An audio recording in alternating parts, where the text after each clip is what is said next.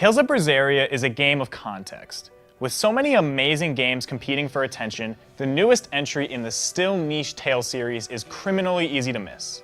That's why, even 3 months after release, I think it's important to talk about why it's worth your time. My name is Joe Lungi, and this is my review of Tales of Berseria. Taking place thousands of years before the previous game, Tales of Zestiria, Berseria puts the player in the role of Velvet Crow, a cruel woman twisted into a monster driven sheerly by revenge. After losing her family, friends, and her own humanity, Velvet is cast away to rot in a cell by the one who took everything from her. While this premise may not be groundbreaking, it's surprisingly refreshing for not just the franchise, but for the genre entirely. Gone are the notions of cheery chosen ones with their spunky, upbeat party of heroes. Instead, you get a cast of anti-heroes, rogues, and misfits on the allegedly wrong side of the moral compass. Berseria makes it very clear that this is a darker tale that in many ways is a direct response to those tired JRPG tropes. Velvet may be the protagonist, but she does some terrible things. She is selfish and irresponsible, explicitly saying that she doesn't care what happens to those around her if it's in pursuit of her goals. But that's part of what makes her so engaging. It's fun to be the villain. The people of this world are afraid of her. Her antagonist is the savior of the world, and the entire game feels like a distorted role reversal. And it is. Who will spare my brother's pain? Who will soothe my brother's despair? He murdered my little brother Luffy! And you'll stand there and tell me it was for the greater good? Like many JRPGs, Tales games are very character-driven. The cast goes such a long way in service of the game, and I was delighted by how much I enjoyed this party. And the entire supporting cast manages to make strong impressions as well. Minor characters like Dial the Lizard Man are fun and interesting, and the game doesn't throw them away despite how little they matter in the grand scheme of things. Some even have significant payoff, and push the main party in satisfying directions. In fact, the amount of emphasis placed on each character, especially the main party, is surprising. Velvet and Laphicet do not hog the spotlight. Aizen is incredibly involved in the narrative and contributing to the conversation, and feels like he could be a protagonist in his own right. Others are given large amounts of relevance that I felt was unusual for party members, but by no means unwelcome. Berseria's entire cast stands out for much the same reason Velvet does. There's a certain feeling of liberation from taking the darker angle. Instead of the whole party being paragons of justice, you have rogues acting in self-interest. It allows the characters to wear their flaws outwardly, many embracing them. Don't interfere! What do you think you're doing? Touch me and I'll kill you. Sorry. I just got a little riled up. The series is perhaps most famous for its real-time battle system, and Berseria doesn't disappoint. The amount of moves you can do in a combo are directly tied to the number of souls you currently have. These can be gained by dodging attacks or inflicting ailments onto enemies, which in turn loses them a soul for you to take. This also applies to your characters, meaning if you get stunned, your combo potential just went down by 1 as well. You can also spend a soul to activate a special ability. In Velvet's case, she'll go into a demonic overdrive, healing herself before draining HP until she uses a finisher to exit. Even more interesting is the power to swap party members in and out of battle mid-combo. Switching on the fly feels good, and pushes the game's skill ceiling even higher. Another cool part of this feature is that it lets you use the whole party in battle, making sure nobody is useless or on the bench for the whole game. The tactical and contextual benefits are really nice to have, and make it one of the most flexible combat systems in the series to date.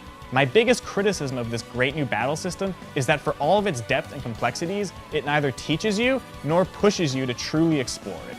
Especially on the normal and easier difficulties, you could force your way through most of the fights with little problems. You can adjust the difficulty anytime, but it would be nice if the game's default difficulty had a little more kick to it. Difficulty has never been about winning as much as doing it with style, but still. Even on the higher difficulties, some abilities like Velvet's special form feel a little too powerful, and the game doesn't do the best job explaining all of the advanced techniques to the player. It's a strange complaint to ask for more tutorials, but often what is there comes off as too vague or confusing, and there is no true way to practice anything outside of the actual encounters. You're better off learning advanced methods online, and I think that's a problem. Let's do it, Velvet! This fight is over! Ultimate Art! Scatter! Innumerable wounds! In terms of presentation, Berseria leaves some to be desired.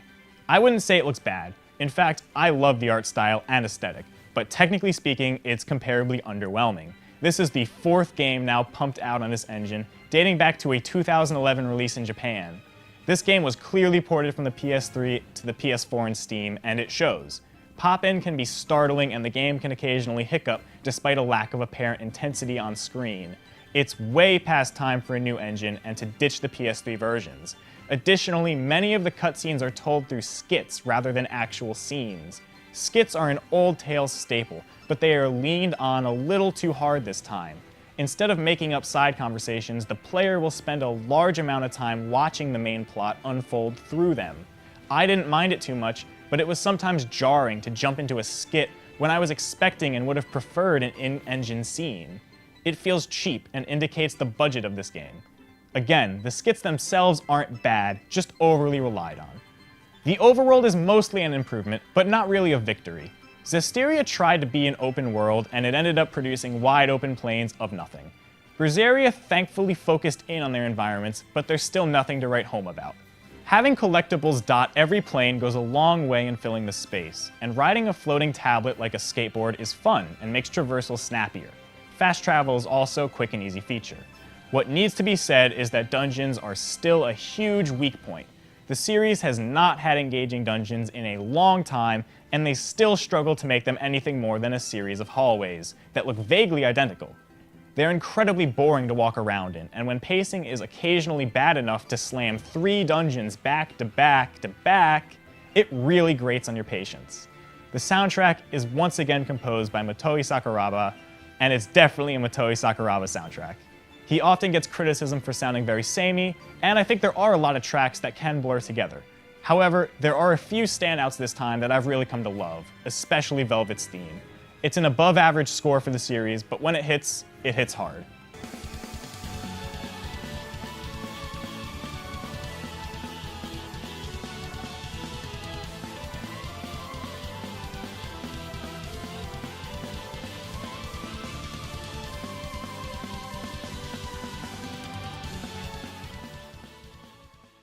In my 70 hours with Tales of Berseria, I was continually surprised by how much I was getting pulled in. The characters had such good chemistry, and the story went directions that I was not always expecting. I think that there were plenty of moments when the situation was not as morally gray as they intended, but overall, it was an interesting perspective that sought to differentiate itself, and I think it did. The game is loaded with content between minigames, costumes, side quests, post-game, and more. The game's dual audio is fantastic, and the English voice actors really captured their characters, a task I think deserves a lot of credit. Tales of Berseria feels like a complete product. The pacing never felt rushed, especially in the 3rd act when things typically move a little too fast. I never would have expected such a hard rebound after the mess of Zestiria, but I really couldn't be any happier about it. Tales of Berseria managed to prove why the series is still relevant, and that the future of the series is brighter than ever. Let's move. We go to kill the Exorcist Legates and engulf this world in the flames of chaos!